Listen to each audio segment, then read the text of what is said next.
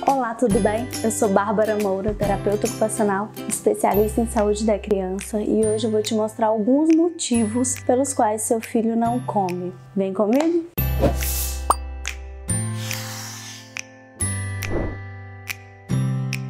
Muita gente, principalmente aqui no consultório, me pergunta: Bárbara, mas por que minha filha não come? Qual o motivo que ela não come? A gente faz tudo certo, tem rotina, a gente come bem, não é estressado na hora da refeição e tudo, e mesmo assim ela não come. A gente tem que entender que existem fatores externos que podem atrapalhar a alimentação e fatores internos que podem atrapalhar a alimentação. Esses fatores externos é o que envolve a criança, se ela tem um suporte familiar, como que é essa família, se é ofertado os alimentos para ela, e os fatores internos, que é a própria criança. Como que é o organismo dela, como que o organismo dela responde aos alimentos, como que ela responde aos alimentos, que pode estar dificultando a alimentação para ela. E aí tem alguns fatores que a gente tem que analisar bem, que a gente vai precisar de uma ajuda médica, e alguns outros que deverão ser tratados em terapias, ou com o fonoaudiólogo, se for alguma dificuldade para engolir mesmo, ou muitos fonoaudiólogos também trabalham com a sensibilidade oral, ou um terapeuta ocupacional que trabalha com a integração sensorial e tem formação para dificuldades alimentares. Mas é muito importante que a gente entenda os motivos que levam uma criança a não comer. Então, toda vez que uma mãe me procura porque o filho não come, eu faço algumas perguntas para entender como que foi as primeiras experiências alimentares dessa criança, lá com a mãe, lá quando bebezinho, quando começou a mamar e até o momento que ela chega até mim.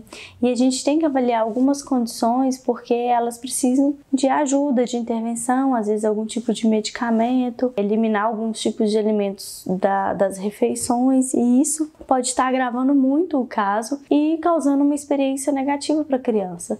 Se ela come um alimento e ele não faz bem para ela sente mal comendo, ela não vai querer mais comer, ela não vai querer repetir isso mais. Então, a gente precisa descartar esses motivos, essas condições mais graves. Ou descartar que não é esse o motivo, ou nós temos que cuidar, caso seja um deles. E um deles não é nada muito comum não, mas acontece, tá? É a disfagia, a dificuldade para engolir, para deglutir o alimento.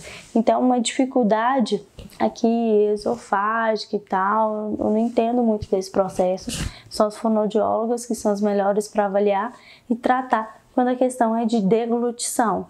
E aí um sintoma que é comum quando é algum problema de disfagia, deglutição, são tosses, engasgos, algumas febres sem motivo e uma voz mais rouca. Então, se a criança tem alguma dessas, principalmente esses engasgos frequentes, pode ser que ele tenha alguma dificuldade. Às vezes engasga com bolo, engasga com biscoito, engasga com água, com saliva.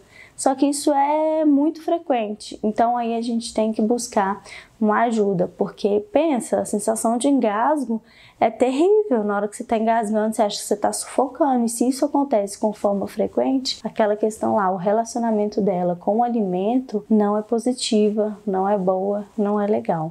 Então a gente tem que cuidar desse processo. Uma segunda causa são as alergias alimentares, ou alergia à lactose, alergia a leite, né?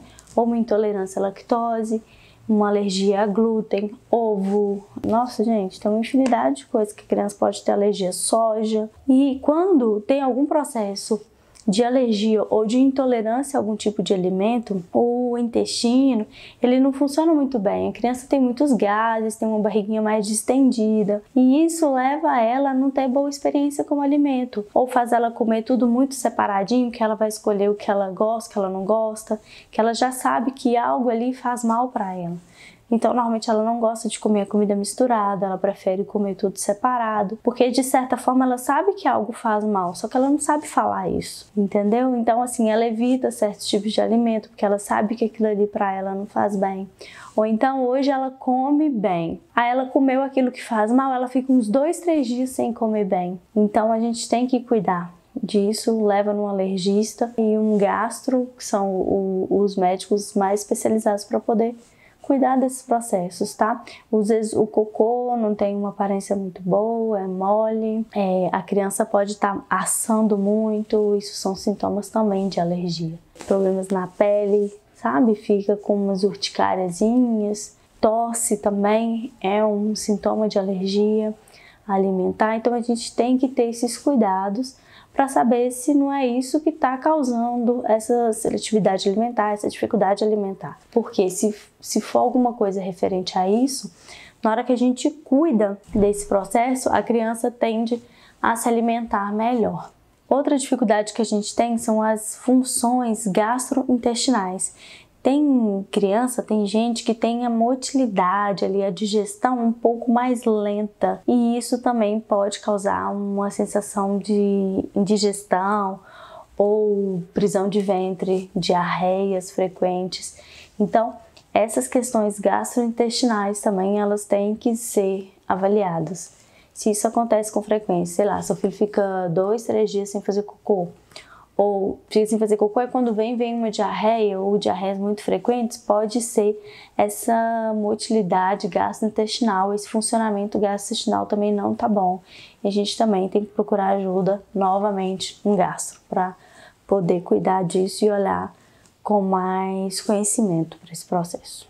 E um outro processo muito sério são os traumas alimentares. Tem crianças que foram forçadas a comer, tiveram ou castigo ou qualquer tipo de trauma negativo no processo de alimentação, ou no início dessa alimentação, ou durante, e aí elas param de comer.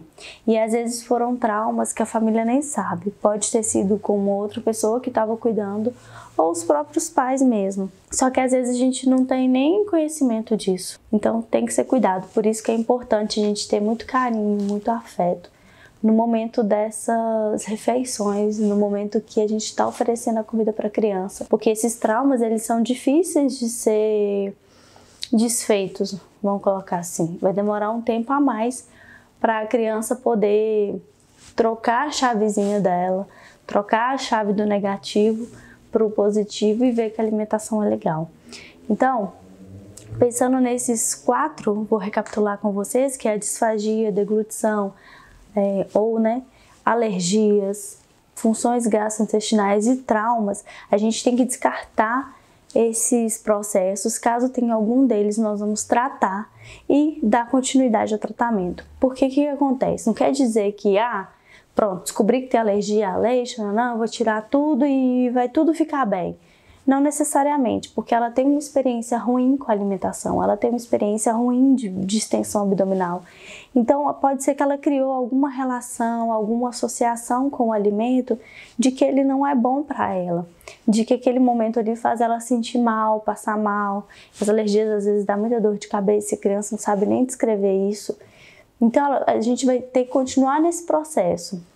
Nós vamos retirar aquilo que está ruim, aquilo que está prejudicando ela, e depois disso nós vamos cuidar para que a experiência alimentar dela possa mudar, entendeu? Para a gente poder continuar firme, mas a gente precisa tirar essas questões, tá? Elas precisam descartadas ou tratadas, se for o caso. Tá, não é nada disso. Meu filho tem uma ótima motilidade gastrointestinal, não tem alergia, não teve nenhum tipo de trauma, engole bem, mas mesmo assim ele não come. Aí o que acontece? A gente vai analisar se é alguma dificuldade motora, de movimentar a língua, mastigatória, se eu tenho força, se eu sei o que eu faço com a minha língua, se eu sei sugar, se eu sei cuspir.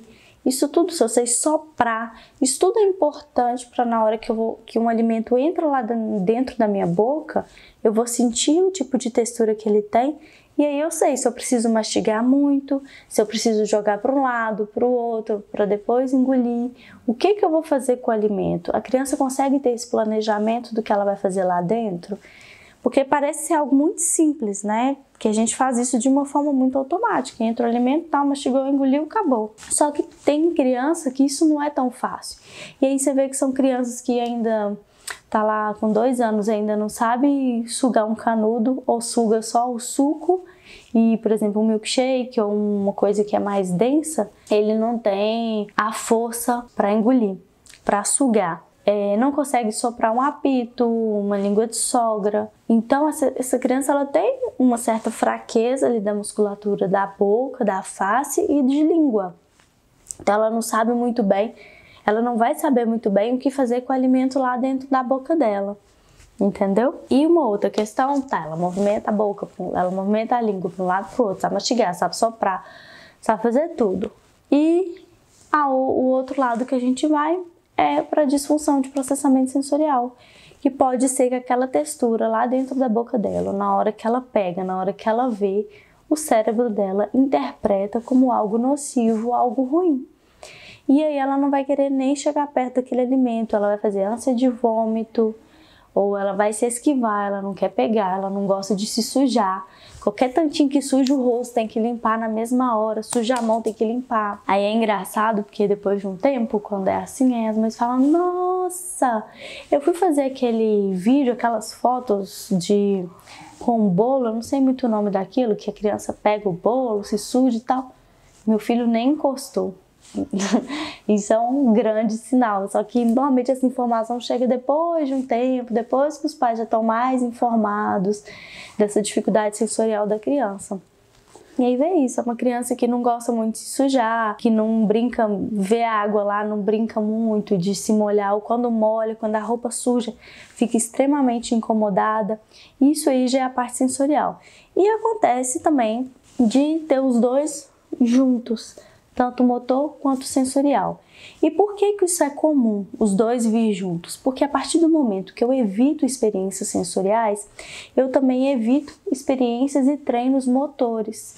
Então, se eu só aceito um certo tipo de alimento que eu sei mastigar e não aceito outros, eu não estou treinando a minha boca para mastigar. E às vezes eu estou só amassando o alimento e engolindo. Então, eu só gosto de alimento mais macio ou mais levinho, um crocante bem facinho de mastigar. Nada que exige muito da minha musculatura, do mastigatório, da língua, nada que eu tenho que sugar, puxar. Eu quero. E aí eu vou evitando essas experiências motoras e tudo que a gente evita e não faz, a gente nunca tem qualidade para aquilo. Então, a partir do momento que eu não faço, eu não adquiro habilidade. Então, por isso que é muito comum vir associado dificuldades motoras com dificuldades sensoriais. Porque pela dificuldade sensorial eu evito aquele estímulo, eu evito aquela sensação e por isso eu não tenho as habilidades motoras necessárias para eu evoluir com os alimentos, com a mastigação, com as brincadeiras com a boca e etc. Então é por isso que é tão importante a gente entender os motivos que pode estar levando a nossa criança a não comer. Porque pode ser uma condição de saúde, uma condição médica que eu vou precisar tratar. E isso tem que ser tratado o quanto antes, porque cada vez mais eu levo a crianças a ter experiências negativas com o alimento e, na verdade, eu posso prejudicar seriamente o organismo dela. Uma criança com processo alérgico é muito sério. Eu posso levar a outros tipos de condições, inflamações generalizadas pelo corpo, e uma disfagia, engasgo, a criança pode morrer sufocada e pensa que sensação horrível. Os traumas, se continuar, forçando a criança a comer, ela pode ser que ela pare totalmente de comer. Existem casos assim que a criança tem que ir para a sonda porque por traumas, às vezes fizeram algum tipo de tratamento comportamental assim muito sério, muito drástico, que forçava as crianças a comer. Existe esse tipo de tratamento. Então assim, fuja disso, porque isso pode trazer um grande problema para sua vida e para sua criança. E se o trauma for muito forte, às vezes pode ser um trauma até por conta da disfagia. Ele teve um engasgo tão sério que às vezes isso causou um trauma nele e ele não quer mais. Tá? Às vezes o trauma não é só forçar a ter que comer e ter que comer muito ou ter que comer pouco demais, né? Tem vários tipos de trauma, mas pode ser por uma dessas condições também que gerou esse trauma na criança. E aí, as dificuldades sensoriais e motoras que vão precisar de treino, vão precisar de terapias para a gente poder tratar essas disfunções, essas dificuldades pra gente poder avançar. Tá, mas e se meu filho não tem nada disso aí que você falou? E aí, então pode ser uns fatores externos que eu já falei em outro vídeo. Na verdade, eu já gravei. Pode ser que ele vai estar na frente, atrás, mas ele vai aparecer aí pra vocês. E tem os fatores externos também que podem prejudicar e estar atrapalhando a alimentação do seu filho. Muito obrigada por estar aqui até o final desse vídeo.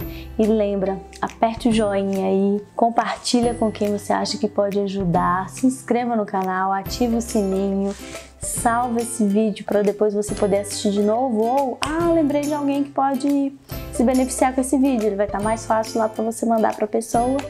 E se você quer me acompanhar mais, me segue lá no Instagram, @barbaramoura.to. Facinho, gente, @barbaramoura.to. Me segue lá que vocês vão ter mais informações do meu dia a dia, tá bom? Muito obrigada, até o próximo vídeo.